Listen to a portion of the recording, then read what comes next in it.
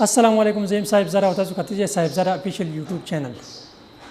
آیا تاسو په ټوئیټر باندې خپل اکاونټ جوړ کړی دی او کنه؟ که چېرته نه جوړ کړی نو فوراً خپل اکاونټ جوړ کړئ. نن به موږ دغه د ټوئیټر باره کې یو څو خبرې کوو. خو د ویډیو شروع کېدنه مخکې یو وړوکی شانتې ریکویسټ که چېرته تاسو زموږ په چینل باندې نوي یاست زموږ چینل سبسکرایب کړئ او د بیل آیکن دباو کړئ چې زموږ نوي ویډیو تاسو ته زر د زره رارسي.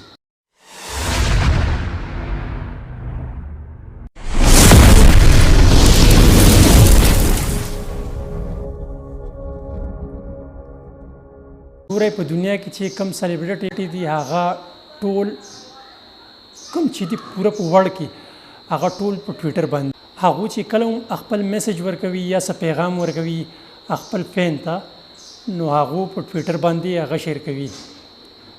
پاکستان کې هم او د پاکستان نه بهر هم چې غټ سیاستدانان دي او هغوی چې څه وخت کې هم څه خبره کول غواړي نو هغه خپل په ټوئیټر باندې اکاونټ باندې شیر کوي.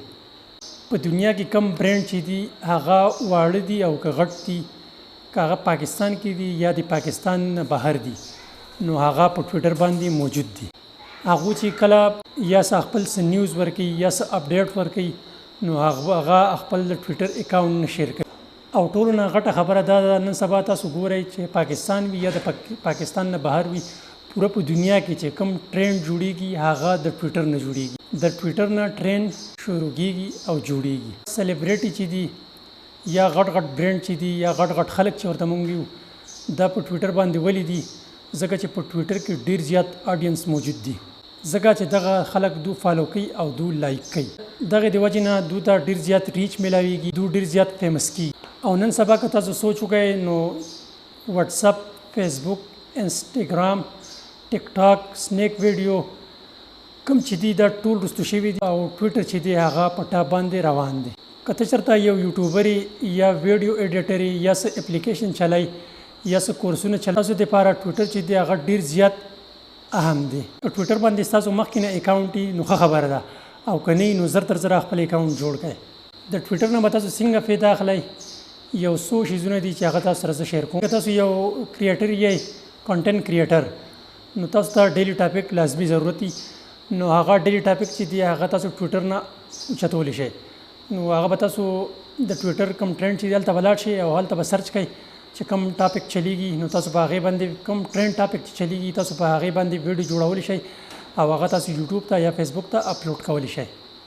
نو دغه شان تاسو ټاپک هلته نه ښه په اسانه جوړولی شئ. او بل چې کوم ټوئیټر کې ډېر زیات بهترین فیچر ایډ شوی دی سپیسز په نوم باندې نو دا چې دی ډیر زیات بهترین دی او دا ډیر زیات خلک یوز کوي.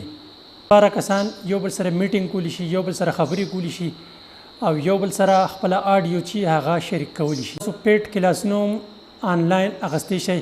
تاسو غواړئ چې موږ څه آډیو شیر کوو نو د هغې دپاره دا هم ډیر زیات بهترین دی، دا تاسو استعمالولی شئ سپیس. یو شارټ غونې ویډیو د ټوئیټر باره کې چې ما تاسو سره شیر کړه او که بیا هم څه مسله وي چاته نو موږ ته په کمنټس کې موږ نه بالکل تپوس کولی شئ. موږ 24 غنټې تاسو ته حاضر یو. امید لرم چې دا ویډیو به ستاسو خوښه شوي. که چېرې دا ویډیو ستاسو خوښه شوي نو ملګرو سره ضرور شیر کړئ. د نوي ویډیو لپاره موږ لره که اجازت تلوي الله په امان.